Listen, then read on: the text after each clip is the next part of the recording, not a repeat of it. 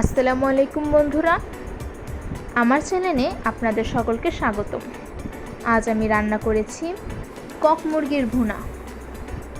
এই রেসিপিটা আপনারা একবার বাসায় বানিয়ে পরিবারের সকলকে খাওয়াতে পারেন। সবাইকে শুভেচ্ছা জানিয়ে শুরু করছি আমার আজকের এই রেসিপি। আশা করছি আপনাদের সকলের ভালো লাগবে।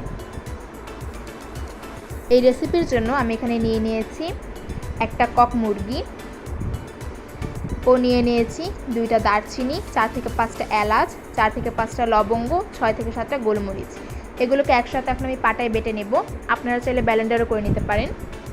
এরপর একটা প্যানে দিয়ে দিয়েছি সয়াবিন তেল। এর মধ্যে দিয়ে দিয়েছি 4 থেকে 5টা পেঁয়াজ কুচি। এখানে পেঁয়াজটাকে হালকা করে ভেজে নিতে হবে।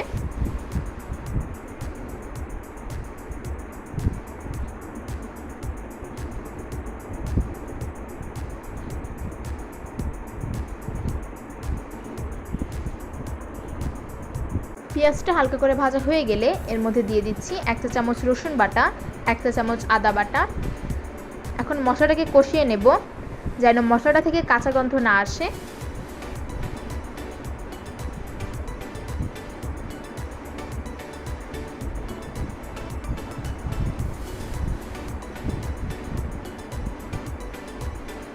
এরপর এর মধ্যে দিয়ে দিচ্ছি 1 চা চামচ জিরা গুঁড়া, দিয়ে দিচ্ছি 1 চা চামচ ধনিয়ার গুঁড়া। এখন আবারও মশলাটাকে কষিয়ে নেব।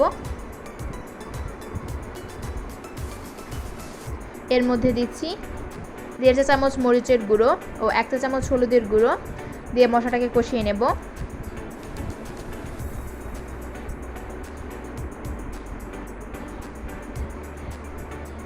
এর মধ্যে অল্প একটু পানি দিয়ে দিচ্ছি যেন মশলাটা না পুড়ে যায়। এখন এর মধ্যে দিয়ে দিচ্ছি গুঁড়ো করে রাখা মশলাটা। একটু নেড়েচেড়ে নেব। এরপর এর মধ্যে দিয়ে দিচ্ছি 3 থেকে 4টা তেজপাতা, দিয়ে দিচ্ছি স্বাদমতো লবণ। এখন মশলাটাকে ভালোভাবে কষিয়ে নেব। দেখুন বন্ধুরা, মশলা থেকে তেল ছেড়ে দিয়েছে। এখন এর মধ্যে দিয়ে দেব মাংসগুলো দিয়ে এখন একটু নেড়েচেড়ে নেব।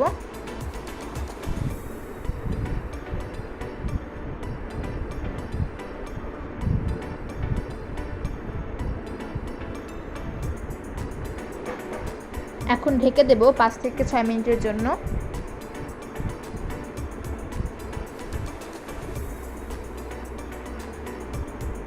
এখন মাংসটাকে আবার একটু নেড়েচেড়ে নেব।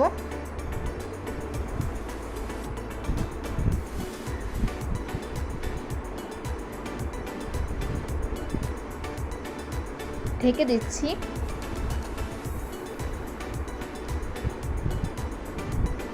দেখুন বন্ধুরা, মাংস থেকে তেল ছেড়ে দিয়েছে।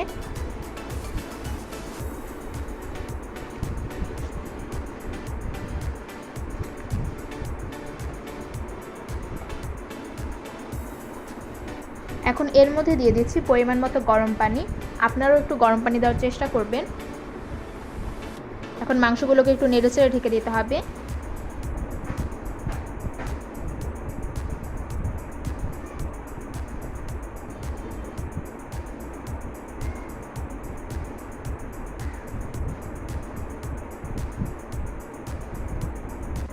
আবারও একটু নেড়েচেড়ে নিতে হবে।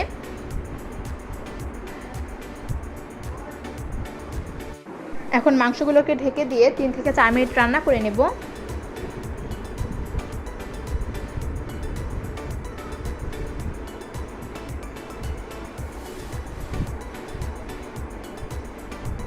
দেখুন বন্ধুরা, আমার মাংস রান্না হয়ে গেছে। বন্ধুরা, আমার রেসিপিটা যদি আপনাদের ভালো লাগে তাহলে লাইক, কমেন্ট, শেয়ার করতে ভুলবেন না। এবং এরকম আরও রান্নার রেসিপি পেতে আমার চ্যানেলটা সাবস্ক্রাইব করে আমার পাশে থাকবেন। সবাইকে ধন্যবাদ।